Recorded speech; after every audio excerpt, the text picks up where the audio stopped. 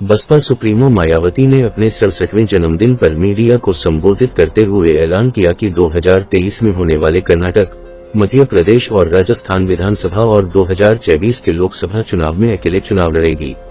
कांग्रेस या अन्य किसी राजनीतिक दल के साथ उनकी पार्टी गठबंधन नहीं करेगी। यह ऐलान करते हुए मायावती ने आरोप लगाया कि कांग्रेस सहित कई विपक्षी दल अफवाह फैला रहे हैं कि बसपा विपक्षी गठबंधन में शामिल होगी। इसको खारिज करते हुए मायावती ने कहा कि ने कांग्रेस और सपा सहित कई राजनीतिक दलों के साथ समय समय पर गठबंधन किए, लेकिन पंजाब को छोड़कर उन्हें किसी सहयोगी दल खासकर सपा और कांग्रेस का वोट नहीं मिला, जबकि उनका वोट बैंक कांग्रेस और दूसरे राजनीतिक दलों को प्राप्त हुआ। अतः गठबंधन से को राजनीतिक नुकसान हुआ है, इसीलिए अकेले दम पर आगामी चुनाव लड़ेगी। दरअसल 2024 के लोकसभा चुनाव के लिए अभी से बिसात बिछनी शुरू हो गई है। विपक्षी खेमे से कांग्रेस और बिहार में जनता दल यूनाइटेड और गठबंधन ने भाजपा संघ को घेरना शुरू कर दिया है। नीतीश कुमार और तेजस्वी यादव बिहार में जातीय जनगणना कराने जा रहे हैं। इसके जरिए नीतीश कुमार पिछड़ों की राजनीति को गोलबंद करने की कोशिश कर रहे हैं। उन्होंने कहा भी है कि मंडल ही कमंडल की राजनीति को पराजित करेगा। राहुल गांधी पिछले 4 महीने से भारत जोड़ो यात्रा कर रहे हैं। तमिलनाडु से लेकर पंजाब पहुंचे राहुल गांधी ने अब तक लाखों लोगों के साथ चलते हुए उनसे जुड़ने की कोशिश की है। इस साहसिक पैदल यात्रा में वह लगातार लोगों से संवाद कर रहे हैं।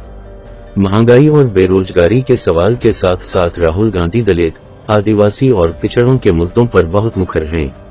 सांप्रदायिक विभाजन पर वे सीधा प्रहार कर रहे हैं। उनकी यात्रा का नारा ही है नफरत छोड़ो, भारत जोड़ो। भारत जोड़ो यात्रा के दौरान राहुल गांधी अपने कोर वोटर दलित के पार्टी से खिसकने की वजह भी तलाश रहे हैं। दलितों को वापस कांग्रेस में लाने की बेचैनी भी अब साफ दिखाई दे रही है। दरअसल कांशीराम के सामाजिक आंदोलन और की दलित राजनीति ने यूपी में कांग्रेस को बेहद कमजोर करके लगभग हाशिए पर धकेल दिया। 33 साल से कांग्रेस यूपी में सत्ता से बाहर है। मायावती 4 बार सूबे की मुख्यमंत्री बनी, लेकिन 2012 में सत्ता से बेदखल होने के बाद का प्रदर्शन लगातार सिमटता जा रहा है। पिछले 2 विधानसभा और 2 लोकसभा चुनाव में को कोई खास सफलता नहीं मिली।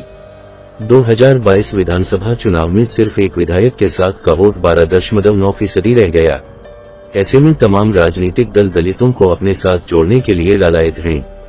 2022 के विधानसभा चुनाव में माना जाता है कि दलितों ने भारतीय जनता पार्टी को वोट दिया, लेकिन भाजपा दलितों की पसंद आज भी नहीं है।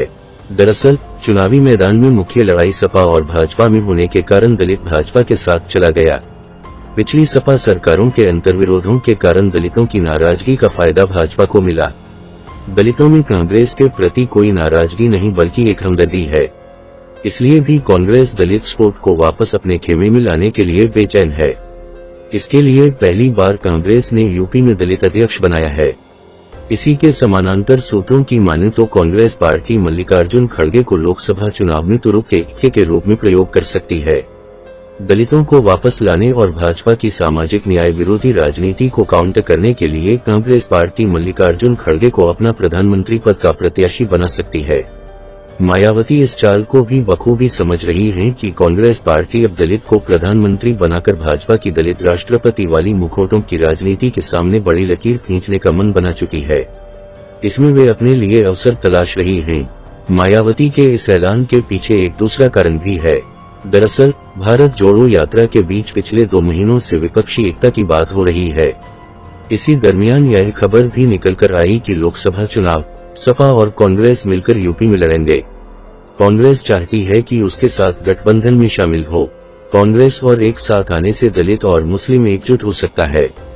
निश्चित तौर पर इसका फायदा दोनों पार्टियों को मिलेगा। मायावती को एक आशंका हो सकती है कि इससे यूपी में कांग्रेस को पुनर्जीवित होने में मौका मिलेगा। मायावती को यह डर हो सकता है कि अगर दलित वापस कांग्रेस में लौटता है तो का वजूद खतरे में पड़ जाएगा। इसलिए उन्होंने सीधे तौर पर किसी भी गठबंधन में जाने की संभावना को खारिज कर दिया।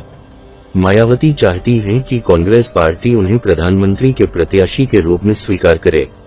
इस सूरत में मायावती कांग्रेस के साथ गठबंधन कर सकती हैं। इस ऐलान का एक अन्य कारण और है। दरअसल नरेंद्र मोदी की भाजपा सरकार विपक्ष के तमाम राजनीतिक दलों पर ईडी, सीबीआई और इनकम टैक्स के जरिए शिकंजा कसे हुए है। जैसे ही गठबंधन की सुगबुगाहट शुरू हुई है, वैसे ही विपक्षी दलों के कुछ नेताओं पर ईडी और सीबीआई के छापे पड़ने शुरू हो गए हैं। मायावती अभी इस तरह का कोई संकेत नहीं देना चाहती हैं कि वे विपक्ष के गठबंधन में शामिल होना चाहती हैं। वे अभी ईडी, सीबीआई से अपने को सुरक्षित रखना चाहती हैं। इसलिए मायावती ने अपने जन्मदिन पर अकेले चुनाव लड़ने का ऐलान किया है। लेकिन गठबंधन की गुंजाइश न अभी खत्म हुई है और न ही खत्म हो सकती है।